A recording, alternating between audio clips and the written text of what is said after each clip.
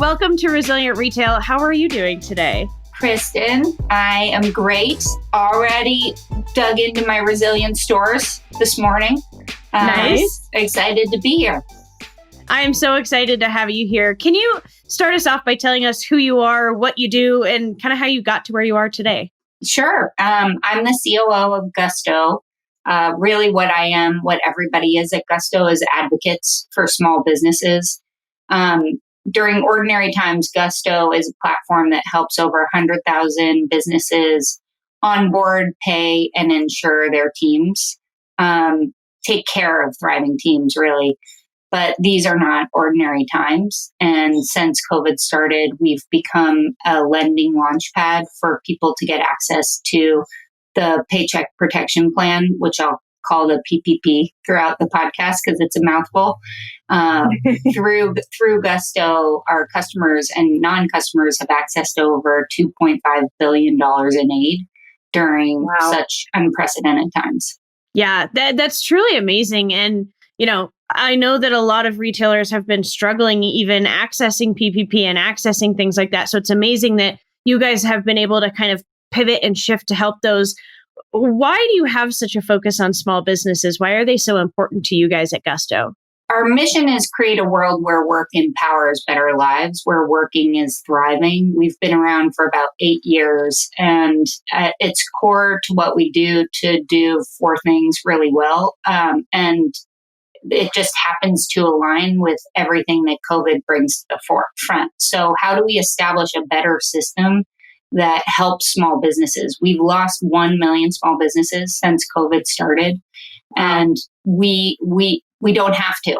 We can get aid faster to small businesses and help them not just survive, but thrive.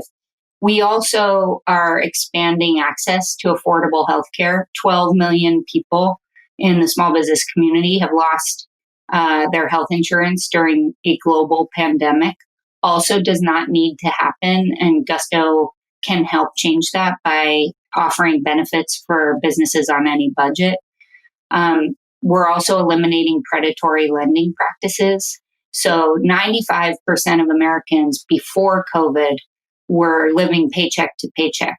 And through Gusto, you can access your earnings faster than every 2 weeks, and you can put them in a savings account and then send that money to saving for the future, whether that's through college savings or retirement savings or giving to a charity. That's important.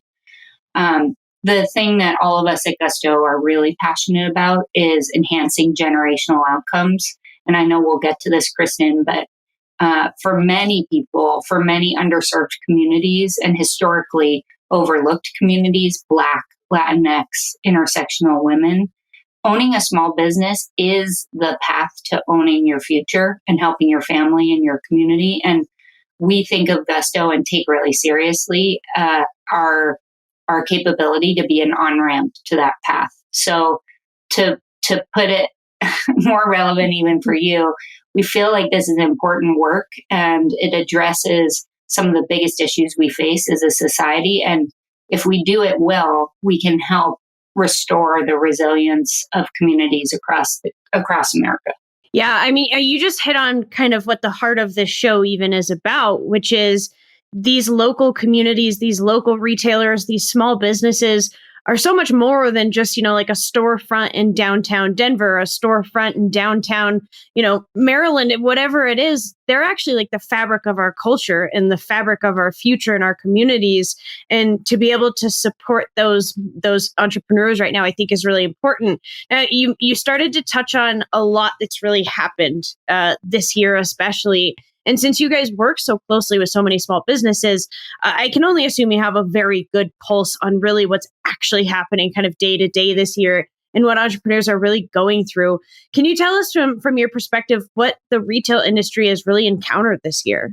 Yes, I will tell you, we release a data report every month at this point, because one of the things we were finding before the stimulus packages came out for small businesses is people talk about small businesses as the backbone of America, but so few people have their backs, from technology platforms to the government. And part of the reason was we lump small businesses as one big group together, and we don't have enough granular data on how this is really impacting them. So Gusto has this incredible data science team and content team, and we effectively put all energy into understanding what was going on, making sense of it for small businesses, and then making sense of it for policymakers. So I'll refer to a couple notes here just because I really want the audience to understand what's happening. Yeah. Our winter analysis shows that Black workers are projected to lose 140% of recovered jobs across the retail trade and leisure and hospitality. Latinx will lose 51% of recovered jobs, and intersectional women are projected to lose 76% of those jobs. So let me set some context, which is at the beginning of COVID, when Paycheck Protection Plan first came out, folks had a small recovery, especially in the retail industry. But now that winter is coming and there is not hope of stimulus on the way, it's going to have a big impact on retail. So 2 months worth of job gains and economic recovery that we have had may be wiped out.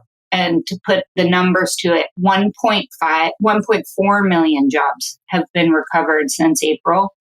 Those could be lost this winter, and that would represent 190 billion with a B in economic activity. Wow. It's just, I mean, the numbers are staggering, and it's, I think involved in resilience, it comes imperfection, and naturally it comes with setbacks and things like this. But I think what's hard to hear is, we've had this kind of small recovery, retail's coming back. We're seeing, again, all these resilient stories. For it to kind of be coming up to a point we're about to go through another dip. So for someone who's listening right now and hearing these numbers, what can they even start to think about doing right now instead of just, sheer panic? Yeah, sure. So there is not a need to have this crisis happen. So with small businesses needed help yesterday, the government can step in to address major threats, and there's some really specific policies. So everyone on this call should be talking to their Congress people about doing at least 3 things. The Paycheck Protection Plan needs to be augmented, and the funds should be used on additional non-payroll expenses, such as outdoor heating equipment and special protective equipment for workers, especially in retail. Second is grants and tax incentives for getting the right equipment that is needed to operate safely during COVID. Third, access to fast, affordable COVID testing.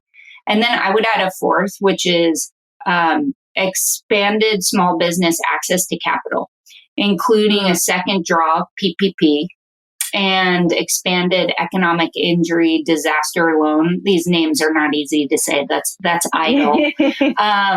Loan advances to help with those continued negative revenue impacts. There are cities like DC who have set up emergency funds for small businesses to pivot their business during cold weather. But that needs to be made at a federal level, and cities and states need to mirror that. So this is a case where the public and the private sectors can both help. I have other optimistic stories about how small businesses have handled this, but that's the biggest thing. Yeah. And for someone who's listening, whether they're just a consumer, whether they're in the tech industry, whether they own a retail store, hearing all these things of what the next round of kind of aid should look like and how cities can actually come together and make this next kind of dip not even happen. What can someone who's listening, what can they actually do to try and make this happen in their cities? So one shameless plug, we want to serve you at Gusto, because Gusto's entire legal and compliance team has become an advocacy group to advocate for the needs of small business owners. We also take seriously that we have to be a lifeline for small businesses that we serve and the sector, even those that we don't. So we put out content that says, here's what to expect, or here's what has happened, and here's exactly what it means for you. And then because the core of our platform is providing you with access to digital payroll, full service digital payroll, we're taking care of all of your taxes.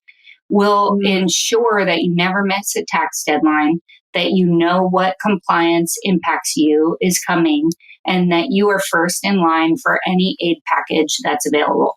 Yeah, that's really important because, even my own dad is an entrepreneur. He owns his own business. And I know just from talking with him, the hardest thing was really the unknown of the whole situation of not knowing how to file for this or where it's coming or how to do it, especially with everything else going on, trying to, shift your store online, to do all these crazy things.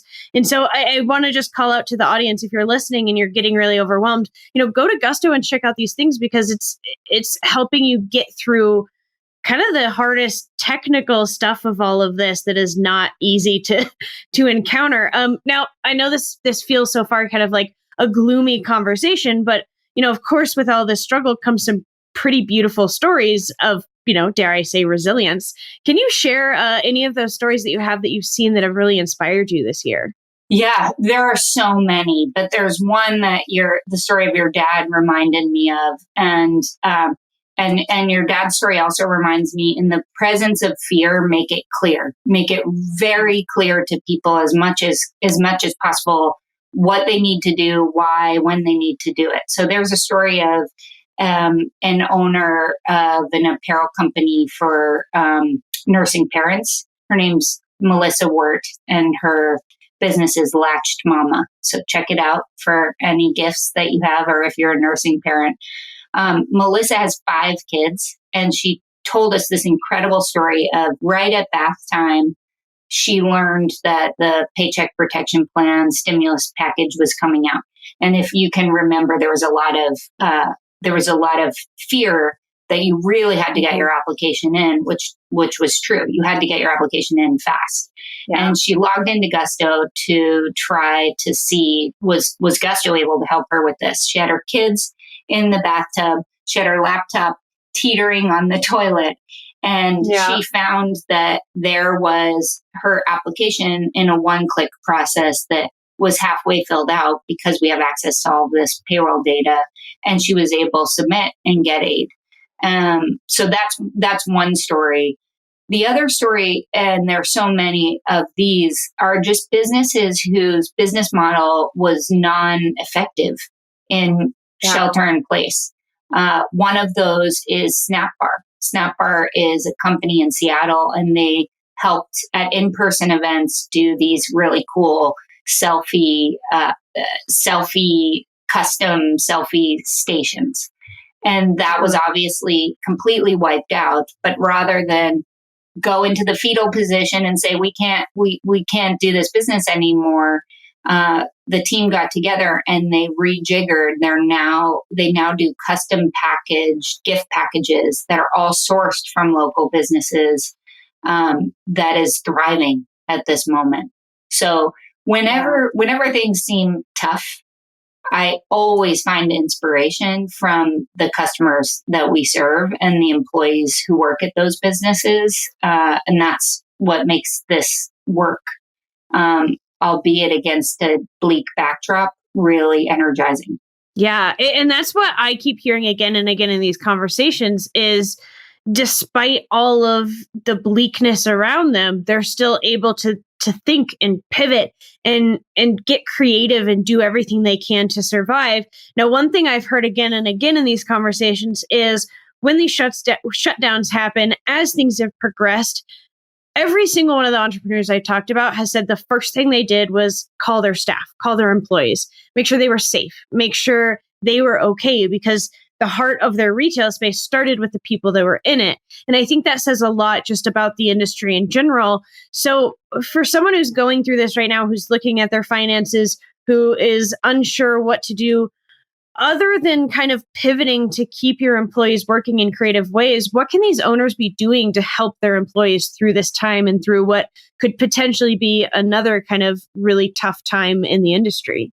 Yeah, it's a great question. And I think that everyone is facing this. So everyone is facing, how do you get certainty in an uncertain time? And as business owners, many small businesses, the vibe of the business is working almost as a family. So I think that you can't take care of others if you don't put the oxygen mask on for yourself. So first and foremost, work with your advisor, financial advisor, or trusted team to make sure you have a good financial plan that manages expenses through the crisis. And if you don't have a good financial advisor, Gusto has an incredible partner program that can connect you to a great accountant or financial advisor to help you plan your books, because you can't help your employees if you're not around. So number one. Yeah. Number two is, if you can ensure they have a paycheck, which good financial planning and making sure you're in line with for every stimulus opportunity that comes your way. And again, Gusto can help with that. Really think about the healthcare and the health assurance that you can give to your businesses. One example of somebody who went through this and the decisions they made is someone named Tyler Dahl. He's an Army vet, father of four, who right before COVID had a plan for an escape room in San Antonio. Shelter in place came in. They couldn't open the escape room. People wondered, he wondered, should he close it? Offering health insurance was always in his plan. He was never not going to offer health insurance. But now, of course, his entire business model was in flux. So what Tyler did, as soon as the shelter in place orders were lifted and he could open safely, he wasn't able to use a brokered plan. It was not going to be financially prudent. But he told us that he was able to use Gusto's health reimbursement plan. The technical term is QSARA, which just launched. And he pulled money out of his marketing budget to put it in health reimbursement, to designate a set amount of dollars for each employee per month so that they could have some assurance. I think being open and honest with employees and transparent about, here's what's happening, here's what we're doing about it, this is how I plan to take care of you, and also honest about when you can't. I think the hardest thing for employees is to have missed expectations with their employers right now. Yeah. And that's something that I've heard again and again, is that, we were open and honest with our employees. And then that feeds into, we were open and honest with our customers. And that builds that family feeling that extends out into your consumer community as well. What I love about that story that you just told is, a lot of times when we're talking about resilience on this show, we're talking about very creative business pivots in the sense of, okay, now we're doing curbside pickup. Now we're doing buy online, pick up in store.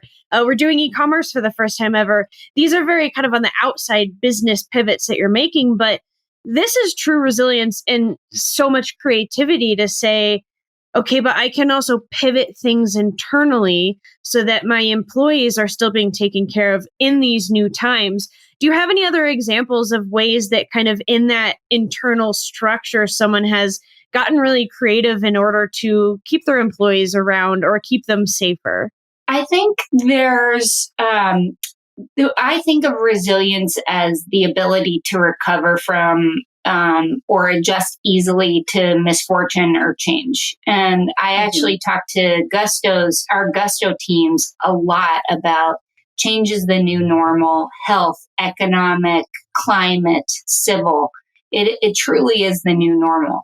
And there's my favorite mantra is the serenity prayer. Grant me the serenity to accept the things I cannot change, the courage to change the things I can, and the wisdom to know the difference. Anybody who's had any addicts in your family will know that mantra. And we talk about, we can only control one thing, which is our response to change. And as an employer, it's our responsibility to set up the conditions for people to thrive. Everyone in our businesses should be able to expect this from their employers. One, they know what the mission is.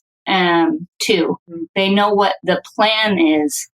Three, they know the part they play in that plan. And four, they know the picture of success.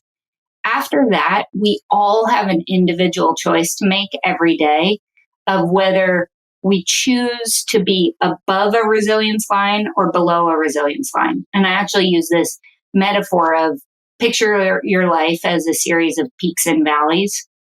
And there's a line that separates the peak from the valley, and that line is resilience. And you can picture yourself, probably you can, Kristen, too. I can, on my worst days when I'm operating below the resilience line. This is characterized by you're just kind of closed and negative. You're a little bit in denial. It's a lot about excuses and how other people wronged you. But then when you're above that line, usually you've gotten some sleep and some exercise and had some connection with other people. Yeah. It's about ownership and accountability and positivity. And I think talking about that, it's okay to be below the line. Take care of yourself, get what you need. And we as employers want to take care of you too, to get what you need and doing everything you can.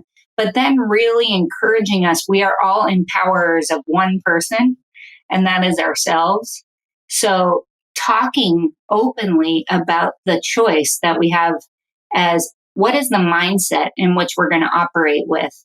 And we can collectively have an outsized impact on the world if we choose to be as much as possible. And I don't mean to be Pollyannish about it, but I think it really is the only choice we can make above that resilience line as much as possible. Yeah. And I think it's just great advice and such a good kind of mental picture of resilience where you can feel it on a day you come in and you say, okay, like this is the new normal. Like you said, it's not going to change. And I think that is what has separated the small businesses. You know, Harley and I talked about this in the first episode of resistant versus resilience of, you know, everything changed and there's this new normal and it's very tough and all these things are going on. And it's okay to feel all that negativity below the line, but then to also be able to come back and say, okay, but let's get above the line and see what we can do. And I think it's just, there's so many beautiful stories that have come out of that, you know, this trial time that retail has gone through. What, just kind of watching all of these Gusto customers that you've seen and watching the industry, what has surprised you or what have you learned about the retail industry this year? The retail industry, to me, you know, there was such doomsday scenarios about what was going to happen to retail. And I think that people really don't understand the small business community is the very definition of resilient. As we talked about, for many small business owners, that is the only path. I'm not able to ramp onto a tech company or a big financial services company. I have the skills and I have the motivation and the opportunity to run a small business. So that is what I'm going to do. So, so many small businesses that were counted out raced to, frankly, Shopify as a huge technology platform and other services to be able to, I'm going to run this business online. There's a company called Loved Laura. They sold products as a mother-daughter team. They sell beauty products and they did it in farmers markets. This is a team that you might have said, wow, they're not going to make it. On the contrary, they set up an incredible e-commerce business. They make it feel organic as if you're having this experience of being back in your farmer's market, and it's thriving. So I think that the reality is people will find a way. People will find a way. But I think it takes all of us and a commitment to, there's a lot about let's flatten the curve of COVID as a virus. Let's bend the curve for small businesses. Let's shop there. Let's make sure that we've reached out to the businesses that we love. Let's order from them. There's a great business called McMullen that's near me. Sherry McMullen is a activist. She's a designer. She had a business in Oakland. She had just opened in Palo Alto before the crisis. She has a beautiful clothing boutique. She's organized private shopping parties where you can go with 5 to 7 friends and be super COVID safe and just have a night out of your home.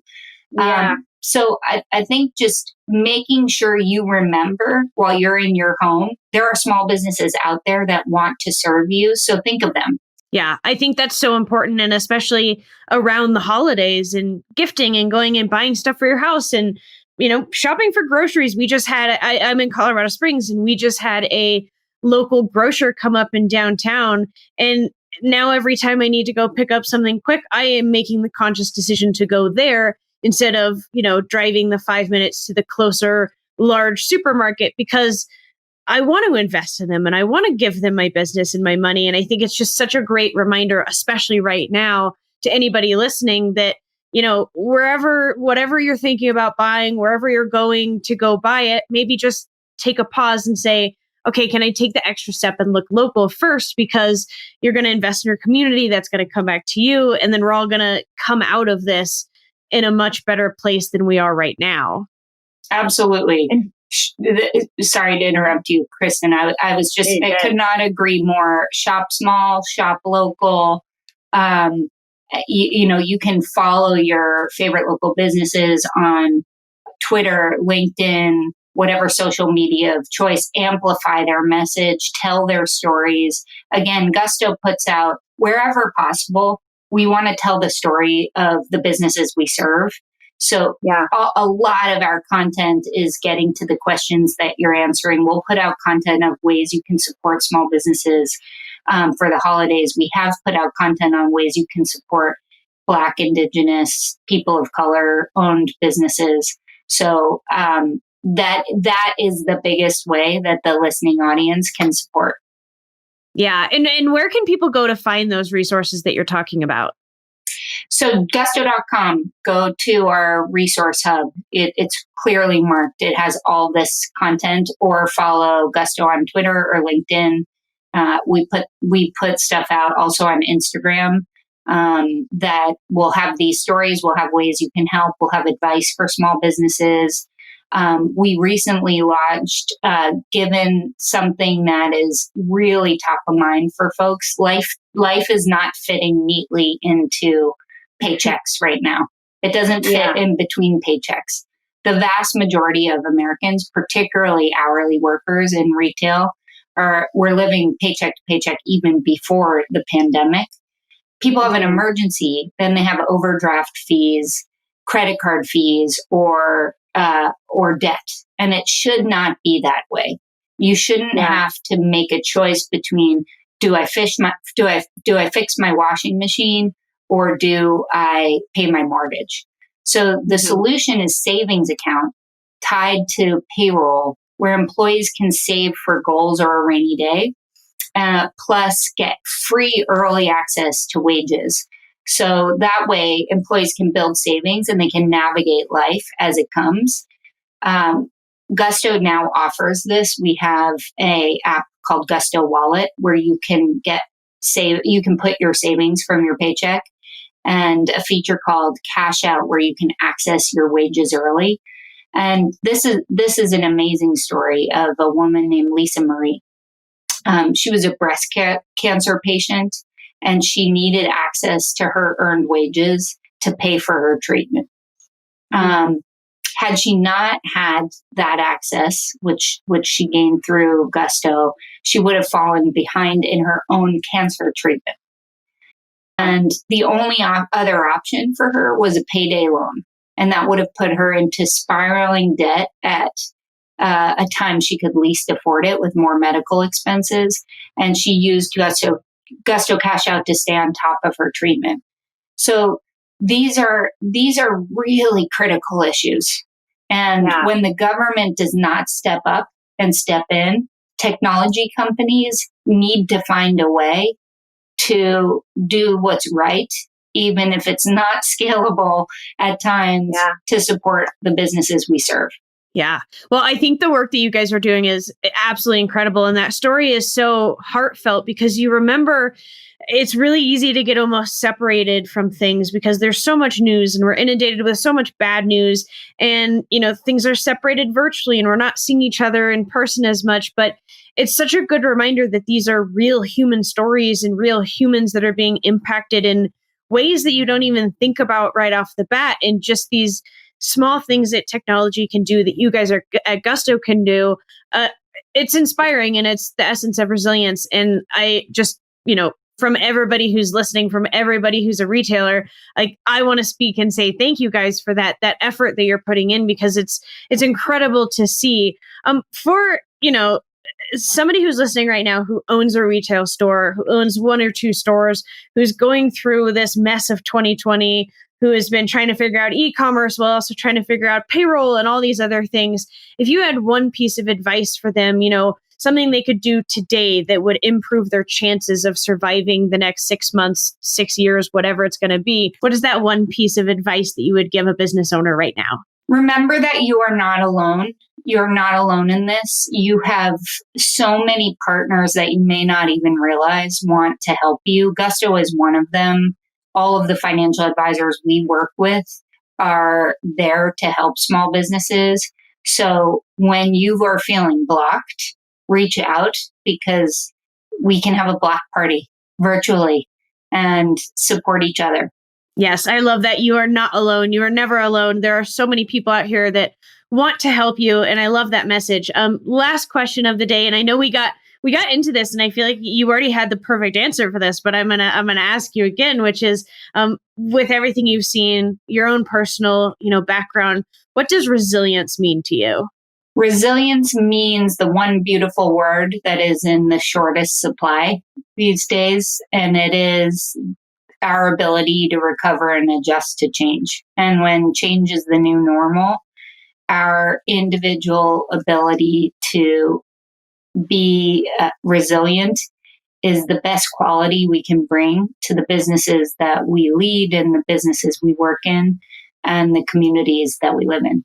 Yes, I love that. Lexi, thank you so much for being here today, for talking about these really important issues and solutions that small businesses have out there. We appreciate all the work you guys do at Gusto and excited to see how you keep helping these communities around us. Thank you so much, Kristen. Thanks for doing this podcast and thanks to everybody listening.